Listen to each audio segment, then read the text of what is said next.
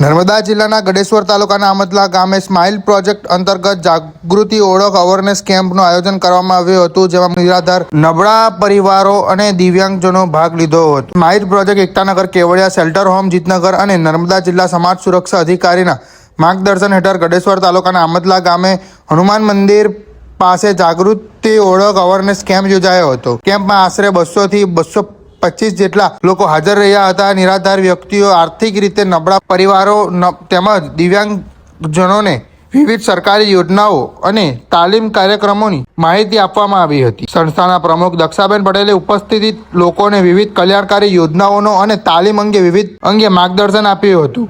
કેમ્પમાં smile project સાથે સંકળાયેલી સંસ્થાઓના પ્રતિનિધિઓ તેમજ ગામના આગેવાનો પણ હાજર રહ્યા હતા. કાર્યક્રમના સફળ આયોજન માટે પ્રમુખ દક્ષાબેન પટેલે મહત્વપૂર્ણ ભૂમિકા ભજવી હતી. અંતમાં જયેશ મહેરા, ફિલ્ડ મેનેજર દ્વારા આભાર વિધિ કરવામાં આવી હતી અને પ્રતિભોજન સાથે કાર્યક્રમ પૂર્ણ થયો હતો.